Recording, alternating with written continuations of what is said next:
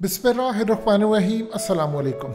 उम्मत मुस्लिमा अब मुकम्मल तौर पर डिवाइड होने जा रही है और जो आखिरी हरबा है न्यू वर्ल्ड ऑर्डर वालों का, उनका मेन अब एजेंडा है कि असल में एक तो हमने पूरी कोशिश कर दी है कि मुसलमानों का ख़ानदानी निज़ाम भी तबाह हो रहा है, एक आखिरी जो हद है उस पर एक फतवा आया है मिस्र के अंदर जामिया अल अज़हर की जानिब से।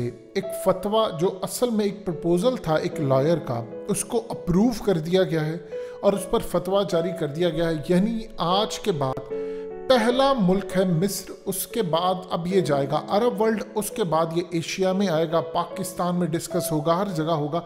यानी 57 के 57 इस्लामिक ममालिक में एक नई लहर शुरू होने जा रही है। फतवा ये है और प्रपोजल ये अप्रूव हुआ है कि आज के बाद वहाँ पर टेम्परेरी मैरिज यानी पार्ट टाइम मैरिज, इस वीडियो की अहम डिस्कशन चलती रहेगी। लेकिन इससे पहले आप वीडियो को लाइक करें, हकीकत टीवी को सब्सक्राइब कर लें और बेल आइकन पर ज़रूर क्लिक करें। या शॉर्ट टर्म मैरिज आप कह सकते हैं, या अब वक्ती तौर पर शादी अलाउ कर दी गई है। चीज़ है क्या कि वक्ती शादी, पार्ट टाइम मैरिज या पार्ट टाइम शादियों का असल कॉन्सेप्ट क्या है और इसके पीछे ने रीज़न क्या पेश की है। असल में मिस्र के अंदर सूरत हाल ये है कि कोरोना के बाद जो सूरत हाल सामने आई है, तकरीबन 2.5 लाख के करीब वहाँ पर तलाक़ें हुई हैं और तलाक पूरी दुनिया में बढ़ी। इसमें असल रोल तैयब उर्दगान ने कहा था, याद रखिए, मीडिया प्ले करता है। मीडिया में दिन रात आपको तलाक के बेसब्री, आपको बहुत कुछ सिखाता है, उसका असर सामने आ रहा है। और इस पूरी सूरत हाल में मिस्र के अंदर तकरीबन 5 लाख खवातीन ऐसी हैं जिनकी एज 35 साल से ऊपर है जो अनमैरिड है, और 7 लाख के करीब मर्द हैं जो अनमैरिड है। अब वो कह रहे हैं कि वहाँ पर उनकी शादी नहीं हो पा रही, उन्होंने अपनी जिस्मानी ज़रूरत पूरी करनी है, तो वो क्या करेंगे। ये तो है अनमैरिड का हाल। जो तलाक याफ्ता है या जो बेवा है, उन बेचारियों से तो कोई शादी करने को तैयार नहीं। उसमें मर्द औरत दोनों है। मर्द की तो फिर शायद कहीं ना कहीं शादी हो ही जाए, लेकिन औरत बेचारी के लिए मसले हैं। और पाकिस्तान में वैसे तो हम हज करने में दूसरे नंबर पर हैं, उम्रा करने में हम नंबर 1 है, ईमानदारी में 121वें नंबर पर है। लेकिन अगर आप किसी घर के अंदर अगर कोई बेचारा लड़का या कोई भी शख्स खड़ा होकर अपने घर वालों को ये कह दे कि मैं शादी करना चाहता हूँ किसी बेवा से, या मैं शादी करना चाहता हूँ किसी तलाक याफ्ता से, या किसी ऐसे से शादी करना चाहता हूँ जिसके पहले बच्चे हों, बेवा हो या कुछ भी हो, तो आप देखिएगा उस लड़के का उसके घर वाले क्या हशर करते हैं। फिर ये वो भूल जाते हैं कि नबी पाक सल्लल्लाहु अलैहि वसल्लम ने अम्मा खदीजा से जो शादी की थी वो तलाक याफ्ता थी। एक ज़बरदस्त मिसाल कायम की थी और इसमें कोई मज़ायका नहीं होता। यहाँ पर तो अगर लड़के से कम 3-4 साल छोटी एज ना हो तो कोई शादी नहीं करता। बराबरी एज और बड़ी एज की तो बात ही आप छोड़ दीजिए।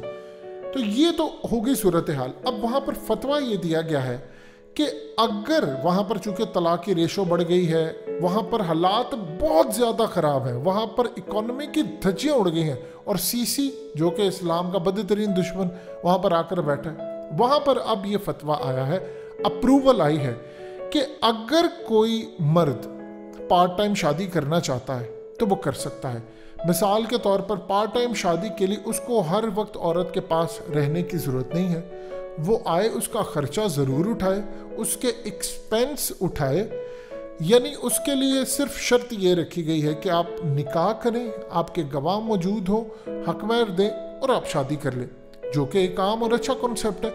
लेकिन साथ ये भी कहा गया है कि आप अगर कोई मर्द टेम्परेरी शादी करना चाहता है, यानी सिर्फ आए, कभी कभार आए, अपनी जिस्मानी ज़रूरत पूरी करे, चला जाए, या कोई तलाक याफ्ता से वो शादी कर लेता है, उससे शादी कर ले, थोड़ा उसका खर्चा उठा ले और अपना दिल बहला ले, तो ये जायज़ है। इससे उन्होंने कहा है कि औरत को भी कुछ ना कुछ फैसिलिटी हासिल हो जाएगी और मर्द की भी जो चाह है वो बाहर अगर मुंह मारे या वो घर से थोड़ा फ्रस्ट्रेट होता है तो वो ये काम कर सकता है। यानी आप अंदाज़ा कर लीजिए कि इस्लाम ने हमें तमाम चीज़ें राइट्स दे दी हैं, लेकिन अब हमने कोशिश पूरी करनी है कि हम अल्लाह के अजाब को डायरेक्टली दावत दें। अब पूरी दुनिया के अंदर बताइए, जब अल्लाह करीम आपको अहकामात दे दे, नबी पाक सल्लल्लाहु अलैहि वसल्लम आखिरी नबी हमारे, इसके बाद किसी नबी ने नहीं आना, वो तमाम हुज्जत हो जाए, अहकामात दे दें, सहाबा किराम की ज़िंदगी हमारे सामने मौजूद हो, उसके बाद क्या गुंजाइश रह जाती है कि हम नए से नए फतवे करें। आपको अगर दुनिया में कोई चीज़ आम करनी है तो सबसे पहले जो एक बदतरीन कॉन्सेप्ट पूरी दुनिया में चला है, एक तो शादियां आप जल्दी करें। ये जो पूरी तरह हमारे रिश्तेदार क्या कहेंगे, हम लोन उठाकर शादी कर लें या हम कमाएंगे कहाँ से, या उस मुल्क के अंदर जी बहुत महंगी शादी करनी है, दुल्हन को जेवर डालना है, इस तरह के जब तमाशे चलते होंगे तो फिर आप ब्लेम दे कि मुल्क के अंदर तबाही हो रही है कि आपका लड़का सारी रात किसी लड़की से गप्पे लगा रहा है क्योंकि आप उसकी जल्दी शादी नहीं करें, या आपकी बेटी कोई बॉयफ्रेंड बना रही है तो आपको तकलीफ होता है उसका अफेयर पकड़ा गया। जब आप शादी करें, मुख्तसर करें, उन रिश्तेदारों का पेट भरने से बेहतर है जिन्होंने आपको बाद में मुंह तक नहीं लगाना कि आप उन पर लाखों रुपया शादी का उड़ा दें, उस मुल्क में जहां पर लोगों की बेरोजगारी और महंगाई से कमर टूट रही है। फतवा ये है कि शादी कर ली जाए, यानी मर्द ने अगर शादी कर ली है तो वो आए, अपनी जिस्मानी जरूरत पूरी करे, जो कुछ करे वो आ जाए। आपने दूसरे लफ्जों में बदकारी को एक जायज रिश्ते के अंदर ढालने की नाकाम कोशिश की है। यानी इस्लाम के अंदर औरत के इतने हकूक है और जब वो आपकी बीवी बन जाती है तो आपके हकूक बढ़ जाते हैं। आप दूसरी तीसरी शादी का कॉन्सेप्ट आम करें, लोगों के अंदर ये बात आम करें कि ये जेलसी का फैक्टर नहीं है। अगर एक मर्द खुश रहता है दो बीवियों के साथ, दोनों बीवियां हंसी खुशी रह सकती हैं।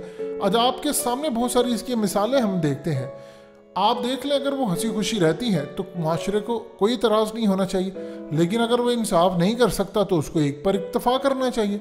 लेकिन ये आपने मर्दों के लिए और औरतों को तस्लील करने के लिए, यानी एक मर्द 2-4 महीने तक जितनी मर्जी याशी करे, पैसा दे, उसको पता है कि अब तो कोई मुझे पूछने वाला नहीं है, जायज़ भी रिश्ता है, वो याशी करे, 6 महीने बाद दोबारा तलाक दे दे वो कि अच्छा मैं किसी और के साथ करता हूँ। आपने अय्याशी का अड्डा बनाने के लिए एक नया कॉन्सेप्ट जारी कर दिया कि आप ये काम कर सकते हैं, अब आप करें, औरत के कोई हकूक नहीं, उसको बस आप पैसे दे रहे हैं। यानी असल में आपने किराए पर एक बीवी लेकर आए हैं, आपको 4 महीने 5 महीने बाद जिस तरह मालिक मकान किराएदारों को निकाल देते हैं, आप थोड़े अरसे बाद निकाल दें उसको, एक नई बीवी ले फिर। यानी आप 10-15 शादियाँ इस तरह कर लें।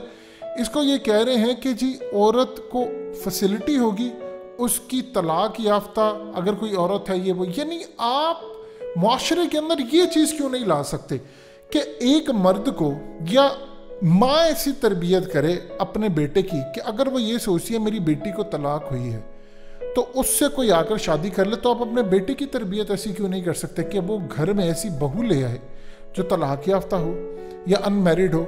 बेटा चाहे तवे के रंग का हो, आपको चांद की तरह खूबसूरत बहू चाहिए। आप अगर किसी भी माशरे के अंदर आप अलाउ करेंगे दूसरी शादी को आम करें, ये गुनाह नहीं है, तो इससे होगा यूँ कि, और ये उनको इनकरेज करें कि अगर कोई तलाक याफ्ता है, डाइवोर्स है, या अगर कोई बेवा है आप उससे शादी करें। यहाँ पर तो बेवा से शादी करने से, तलाक याफ्ता को शादी करने से उसको ऐसे समझते हैं जैसे अछूत है। तो इस पूरे खेल के अंदर एक नया फतवा जो आया, अब ये उम्मत मुस्लिमा के अंदर लाने की पूरी कोशिश है और आ जाएगा। अरब वर्ल्ड में तो बहुत जल्दी आ जाएगा, इसीलिए उनकी तबाही अहादीसों में ज़्यादा जल्दी लिखी। उसके बाद आप देखिएगा पाकिस्तान में भी डिस्कशन होगी, इंडिया में अलाउ कर देंगे। पाकिस्तान की खुशकिस्मती ये होगी कि हमारे हमसाए में इस्लामिक निज़ाम आ रहा है, उसकी चींटें हम तक भी आएंगी और इंशाल्लाह यहाँ भी बेहतरी होगी। अदरवाइज तबाही तो दरवाजे तक आ चुकी है।